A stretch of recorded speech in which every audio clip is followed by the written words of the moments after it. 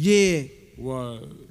These wizards be bugging, God. We know they ain't nothing to do with that, you know? Yeah. Check it out, y'all. 1, 2, we back up in this joint. Run. Check the. Hello, Pugilist Fanatics is Myron Magnus in another segment of Boxing Logic's Unite. There is much fuss right now over the clarity of what the franchise champion is, or what the franchise champion belt truly represents. Okay? Mauricio Suleiman has dropped the ball on this one, in my opinion. In my humble opinion. And I'm going to explain where he dropped the ball at on this one. You see, when they gave Vasily Lomachenko the franchise title, he had released the WBC. And the WBC was given to Devin Haney, who was the interim WBC. Now was the same going on, whatever, but guess with the WBA, I guess, or something like that. Well, as far as he's the WBA super champion, but Tank is the WBA regular champion. A bunch of confusion, correct? Yeah. But I'm going to cue in particularly on this WBC mix-up. I think they was trying to backdoor it with Lomachenko, but it's not working with Teofimo. Before the franchise champion belt, we was told was a status, a nomination. It wasn't transferable, but yet we see it transferred last Saturday night in the fight between Lomachenko, who was the franchise champion, to Teofimo Lopez, who is now franchise champion. It worked with Lomachenko because he held the WBC belt. He was able to let it go, and then they elevated him to the franchise status. Okay?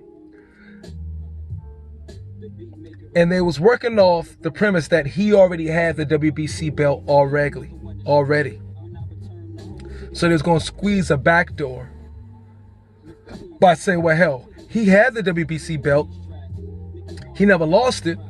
He was just elevated to a higher status of the franchise champion.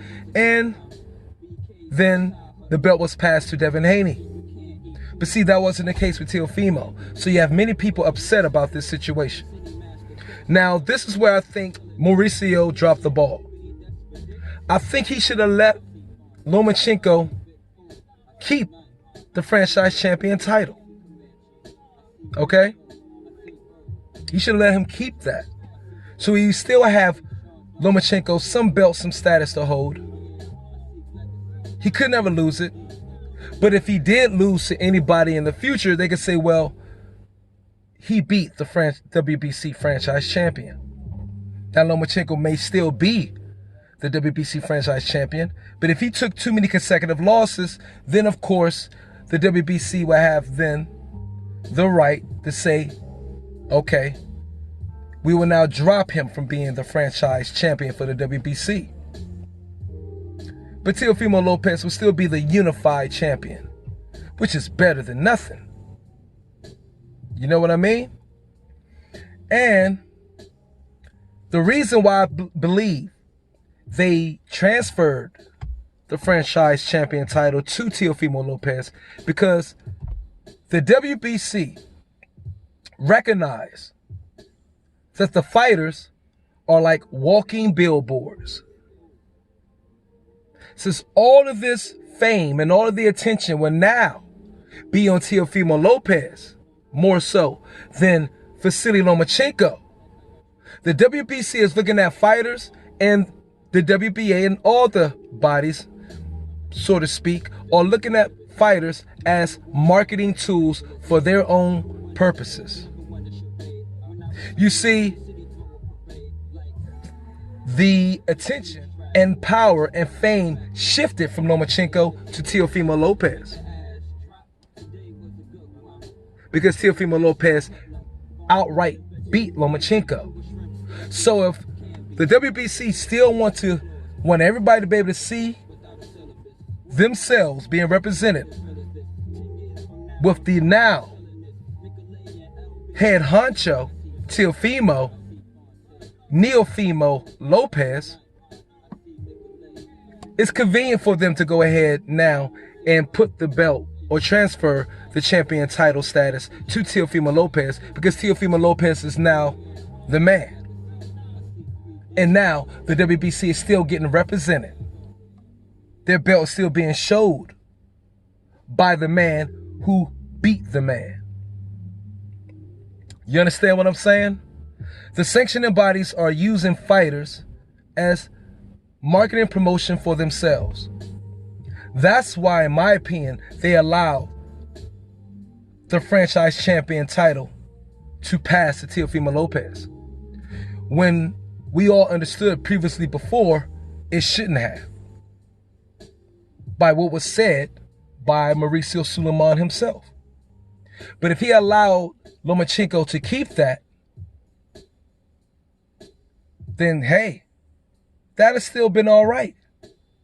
That's still been fine. Why? Because Teofimo Lopez wanted to fight Devin Haney to begin with already. So if Teofimo Lopez was to beat Devin Haney, guess what? The man, the head honcho, NEOFIMO Lopez, will still be representing the WBC sanctioning body. So this is where I think Mauricio Sulaiman kind of dropped the ball. And this is causing much more confusion around the world. Okay? The thing is, the sanctioning bodies need to stop trying to put every belt they can around all the fighters so that they themselves are being represented around the world, so that they are always being seen, because he is the up and coming and rising potential superstar. And that's all this is about. The sanctioning bodies using the fighters to market and promote their belt, and also charging them to do it. Now, ain't that backwards?